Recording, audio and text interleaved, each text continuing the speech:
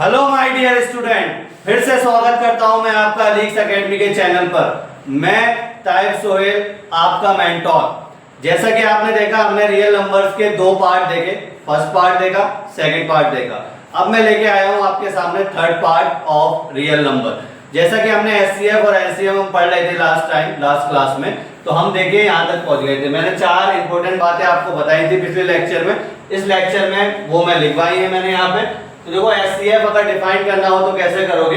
HCF is the greatest number which divide the given number. मतलब जिस भी number का एचसीएफ आप निकाल रहे हैं, जिन भी नंबर का, तो ये ढूंढते हैं कि कौन सा सबसे बड़ा नंबर है जो दो नंबर का निकाल रहे हैं, तीन नंबर का निकाल रहे हैं, उनको डिवाइड कर दे। जैसे कि फॉर एग्जांपल आप दो नंबर का निकाल रहे हैं एचसीएफ, तो इसका मतलब क्या है? एचसीएफ क्या होगा? सबसे बड़ा नंबर जो दोनों को क्या कर दे? डिवाइड कर दे।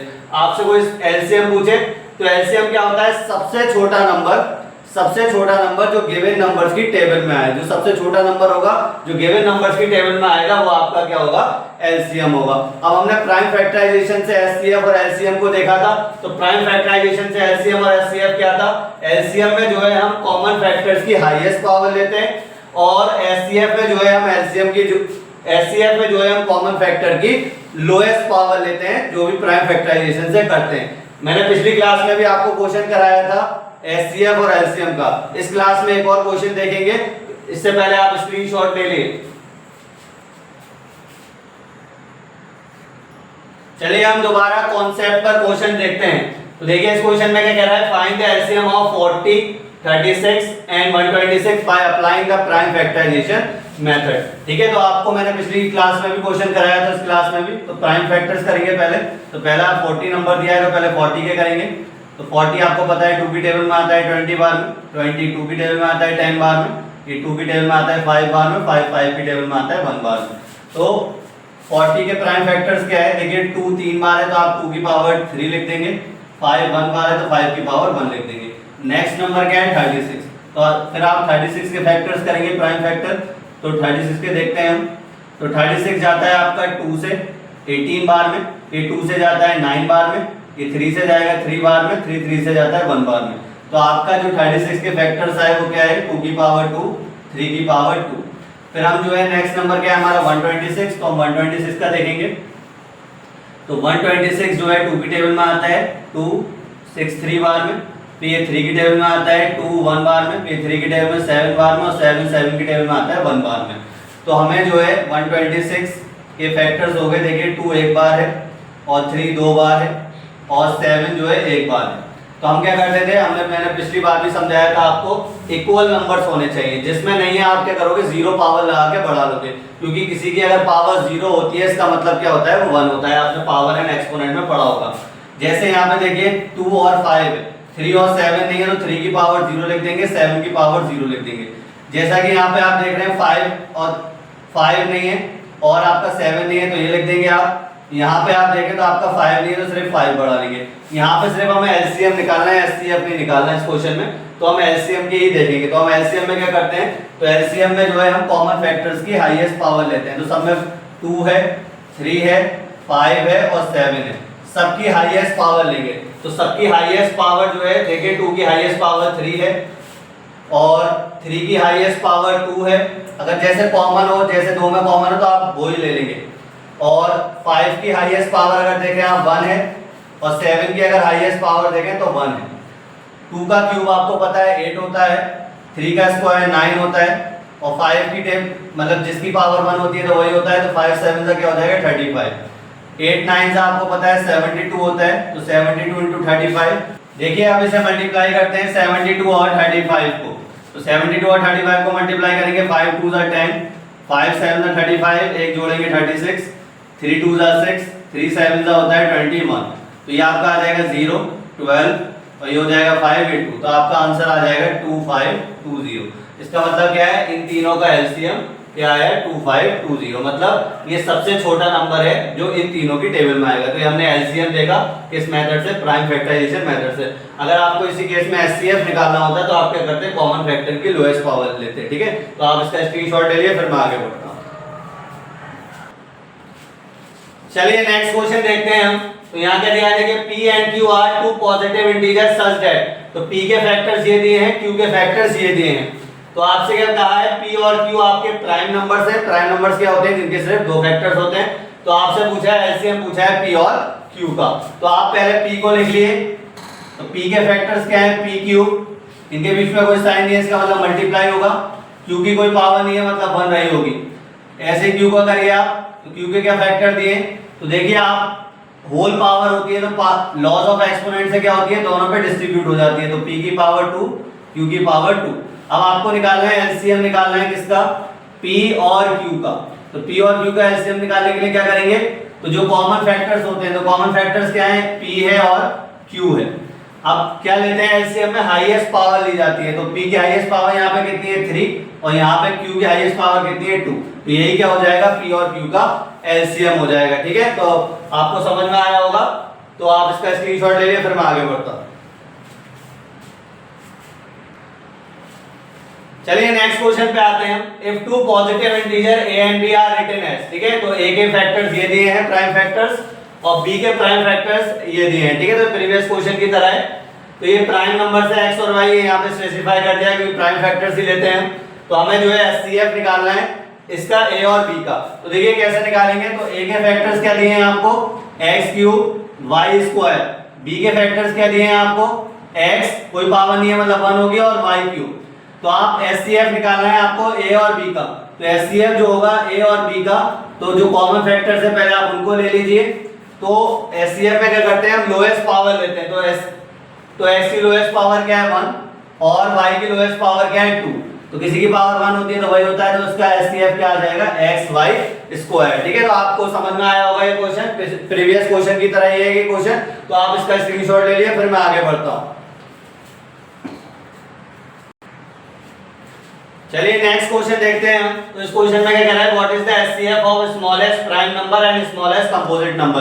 तो आपको पता होना चाहिए स्मॉलेस्ट प्राइम नंबर कौन होता है। तो स्मॉलेस्ट, मैं शॉर्ट में लिख रहा हूं स्मॉलेस्ट प्राइम नंबर।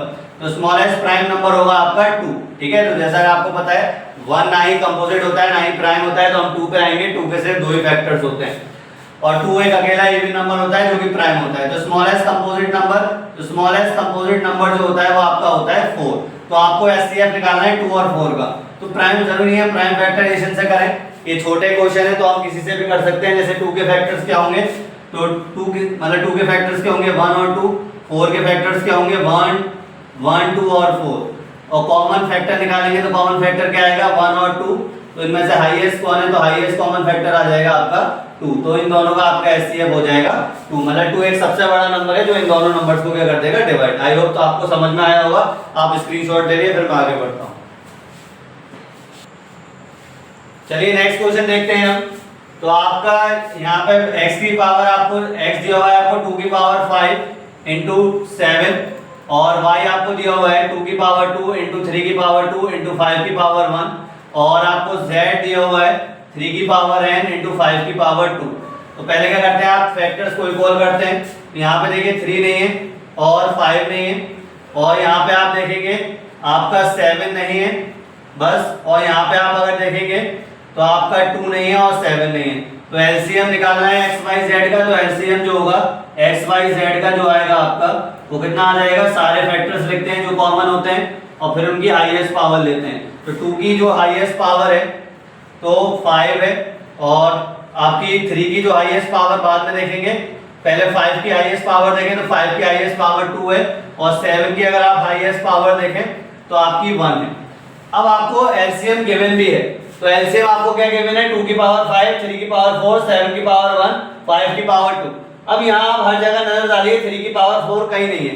तो हमने क्या लिया होगा, सबसे बड़ी पावर ही कॉमन ली होगी। तो इसका मतलब क्या है, जो 4 है आपका n रहा होगा, तो इसका मतलब है हमने n यहाँ से कॉमन निकाला होगा। तो आप अगर दोनों को कंपेयर करें गिवन एलसीएम को और आपने जो एलसीएम निकाला है इसको, तो आपको दिख रहा होगा साफ साफ n कितना है 4। तो n की वैल्यू आ जाएगी 4। तो आई होप आपको समझ में आया होगा। अब हम आगे बढ़ते हैं। तो आप इससे पहले आप इसका स्क्रीनशॉट ले लीजिए। चलिए हम नेक्स्ट क्वेश्चन पे आते हैं जो कि आपका असर्शन है। तो असर्शन में रीजन दिया होता है और असर्शन दिया होता है और 4 ऑप्शन देते हैं, लेकिन मैंने क्या करा है आंसर उतार दिया है सिर्फ, लेकिन आपके जो आएंगे बोर्ड में 4 ऑप्शन आएंगे। तो देखिए पहला क्या कह रहा है, एचसीएफ ऑफ 2 और मोर नंबर क्या होता है, product of the smallest power of each common prime factor involve in the number. तो मैंने एचसीएफ की आपको ये डेफिनेशन बताई थी। एचसीएफ क्या होता है, जो भी प्राइम फैक्टर है जो कॉमन आए हैं उनकी स्मॉलेस्ट पावर जो होती है वो आपकी क्या होता है, एचसीएफ होता है। इसका मतलब क्या है, आपका पहला आपका असर्शन ठीक है। अब दूसरा है रीजन। रीजन क्या कह रहा है, एचसीएफ जो है 12, 21, 15 का 3 आता है। तो चलिए चेक करते हैं हम। तो हम जो है 12 के फैक्टर्स करते हैं।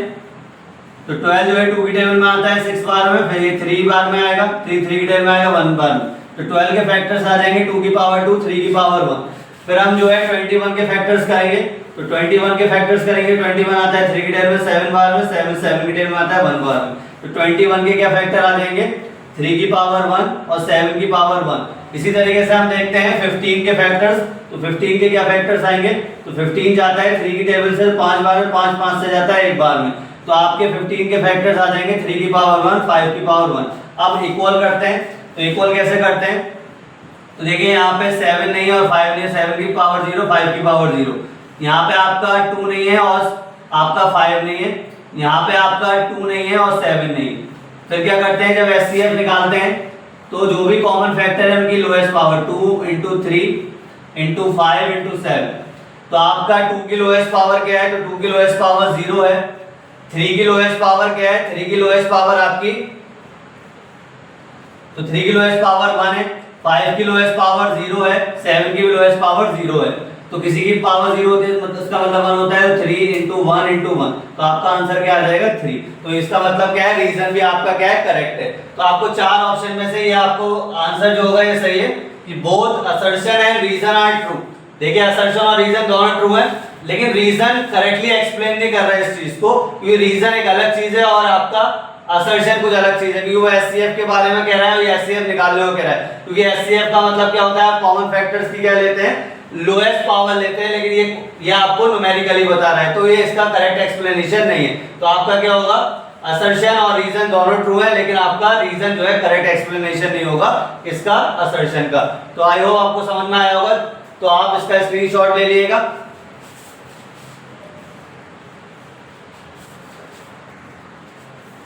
चलिए हम इस लेक्चर को कंप्लीट करते हैं इसी के साथ। Thanks for watching, stay connected, stay educated.